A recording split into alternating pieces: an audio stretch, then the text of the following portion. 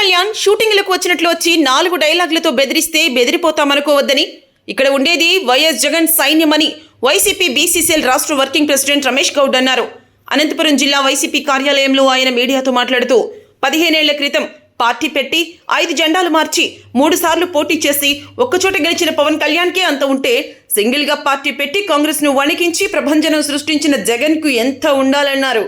నిత్యం ఆయనపై కుట్రలు చేస్తూ నీచంగా మాట్లాడి వ్యక్తిత్వ హననం చేస్తున్నా తట్టుకుంటున్న నాయకుడు జగన్ అని అన్నారు. ఒక తల్లి తన బిడ్డ కనిపించడం లేదని కనీసం బూడిదైనా ఇవ్వండి అంటూ వేడుకుంటూ ఉంటే పవన్ కళ్యాణ్ కు అవి కనిపించడం లేదన్నారు. ప్రభుత్వంపై ఎప్పుడు వ్యతిరేకత వచ్చినా, చంద్రబాబుకు ఎప్పుడు నష్టం జరిగినా పవన్ కళ్యాణ్ వచ్చి రెచ్చగొట్టే మాటలు మాట్లాడి డైవర్ట్ చేసిపోతారన్నారు. హోంశాఖ తనకు ఉంటే అంటే ఆ శాఖ విఫలమైనట్టు పవన్ ఒప్పుకుంటున్నారా అని ప్రశ్నించారు. ఇప్పటికే రాష్ట్ర ప్రజలంతా మీ గురించి అర్థం చేసుకుని అసహించుకుంటున్నారన్నారు. మీరు చంద్రబాబు, లోకేష్ కోసం ఏమైనా చేసుకోవచ్చు, కానీ జగన్మోహన్ రెడ్డిని ఇష్టం వచ్చినట్లు మాట్లాడితే ఊరుకునే ప్రసక్తే లేదని హెచ్చరించారు. కాకినాడకు వచ్చినాడు, కనీసం అక్కడ వాళ్ళ పార్టీ నాయకులు కూడా చాలా మందికి తెలిసి ఉండదు ఆయన వస్తున్నాడు అనేసి. వచ్చాడు యథావిధిగానే, మళ్ళా ఇవి న్యూస్ కెమెరాలు కదా, ఆయన సినిమా కెమెరాలు అనుకుంటాడు. 4 డైలాగులు కొట్టినాడు. తాట తీస్తాం, తోలు తీస్తాం, అరచేతుల్లో రేఖలు లేకుండా చేస్తాం, వైసీపీ గుండాల్లారా, రౌడీల్లారా అని మళ్ళా రెచ్చగొట్టడం. తర్వాత రోజు అదే ఆయన పార్టీకి సంబంధించినటువంటి మరొక ఎమ్మెల్యే, కాకినాడ రూరల్ ఎమ్మెల్యే అనుకుంటా, పంతం నానాజీ. గతంలో ఇదే పంతం నానాజీ గారు మా పార్టీకి సంబంధించినటువంటి ఒక నాయకుల ఇంట్లో ఫంక్షన్ జరుగుతూ ఉంటే ఇట్లే నోటి దురుసుగా కొన్ని వ్యాఖ్యలు చేస్తే అక్కడ బట్టలు ఉడదీసి కొట్టినారు అతన్ని. అతను కూడా మా నాయకుడిని నానా మాటలు మాట్లాడడం జరిగింది. అరే, ఎందుకు ఈ విధంగా ఈ రాష్ట్రంలో వీళ్ళు మేమేదో మర్చిపోయినాం వీళ్ళని అనుకుంటే సినిమా షూటింగ్ల మాదిరి వచ్చి ఇంత దౌర్భాగ్యంగా ఒక బాధ్యతాయుతమైనటువంటి పదవిలో ఉంటూ సభ్య సమాజం తల దించుకునేలా రెచ్చగొట్టి మాట్లాడుతూ ఉన్నారంటే వీళ్ళ ప్రజల్లో మెచ్చి ఒక డిప్యూటీ సీఎంని చేసిండేది. మరి ఈ సందర్భంగా అడుగుతా ఉన్నాం వాళ్ళకి, 15 సంవత్సరాలుగా నువ్వు పార్టీ పెట్టి 5 జెండాలు మార్చి 10 సిద్ధాంతాలను మార్చుకొని పక్క పార్టీ సంబంధించినటువంటి నాయకులు త్యాగం చేస్తే కానీ 3 సార్లు పోటీ చేస్తే ఒకసారి ఎమ్మెల్యేగా గెలిచినటువంటి నువ్వు, నీకే అంత ఆవేశం ఉంటే నువ్వే అలా మాట్లాడుతూ ఉంటే ఈ రాష్ట్రంలో చేయని తప్పుకే అక్రమంగా, అన్యాయంగా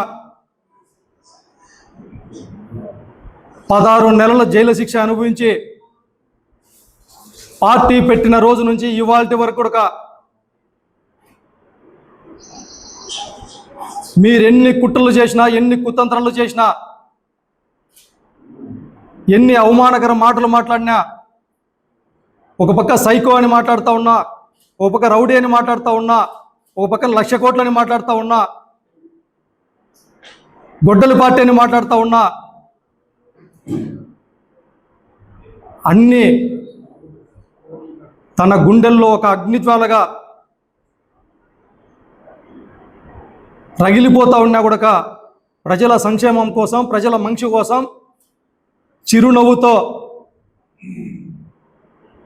ప్రజల కోసం నిలబడినటువంటి దమ్మున్నటువంటి నాయకుడు జగన్మోహన్ రెడ్డి గారి అభిమానులకు మాకెంత ఆవేశం ఉండాలి, మేమెంత రెచ్చిపోవాలి. అంటే తప్పుడు వాగ్దానాలు ఇచ్చి తప్పుడు మాటలు మాట్లాడేటటువంటి మీరు బెదిరిస్తే మేము బెదిరిపోతామా? మీరు భయపెడితే మేము భయపడిపోవాలా? ఎవరిని భయపడిస్తున్నావు? ఎవరిని బెదిరిస్తున్నావు? ఎవరి తోలు తీస్తావు? మాట్లాడితే కనీసం నీవు పదవికైనా గౌరవిస్తున్నావా? ఒకరోజు చెగువీర అంటారు, ఒకరోజు సనాతన ధర్మం అంటారు, ఒకరోజు కులం కావాలంటారు, మరొక రోజు కులం వద్దు అంటారు.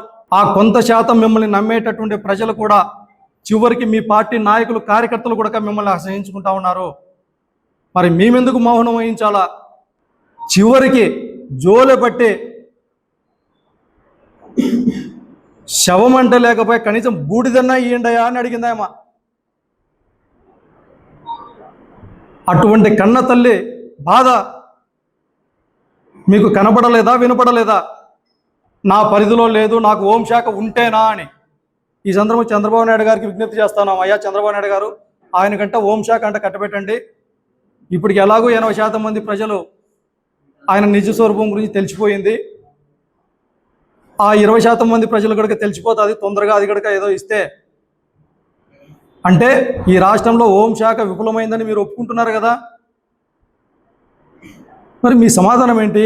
ఈ ప్రజలు నమ్మి ఆశపడి మీరు ఇచ్చినటువంటి అబద్ధపు హామీలకు ఓట్లు వేస్తే గెలిచిన తర్వాత ఇంత దౌర్భాగ్యమైనటువంటి పరిపాలన చేస్తూ చివరికి మనుషులను చంపుతున్నారు, మనుషులు ఆత్మహత్యలు చేసుకునేటట్టుగా ప్రేరేపిస్తూ ఉన్నారంటే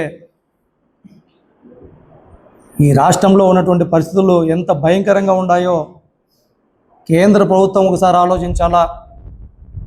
ఈ దేశ రాష్ట్రపతి గారు కూడా ఒకసారి ఆలోచన చేయాలా.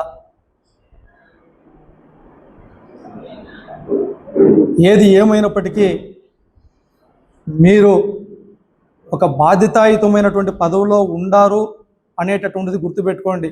మీరు కేవలం ఒక ఉప ముఖ్యమంత్రి మాత్రమే. మా పార్టీలో కూడా గతంలో 5 మంది ఉప ముఖ్యమంత్రులు ఉన్నారు.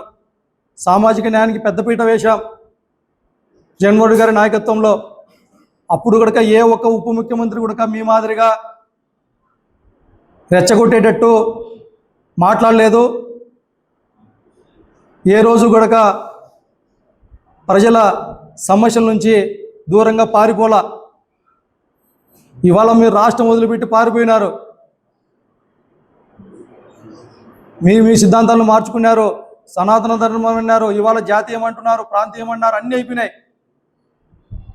కాబట్టి చివరిగా ఒక్క విషయం అయితే సూటిగా చెప్తా ఉన్నాం మీకు, చంద్రబాబు నాయుడు గారికి మీకు ఎన్నైనా లావాదేవీలు ఉండొచ్చు, మాకు సంబంధంలే. మా పార్టీకి సంబంధించిన నాయకుల్ని, కార్యకర్తల్ని, మా అధినేతను మాట్లాడితే మాత్రం ఉపేక్షించమని మాత్రం గట్టిగా చెప్తా ఉన్నాం. ఈ సందర్భంగా ప్రజలను కూడా ఒకసారి ఆలోచన చేయండి.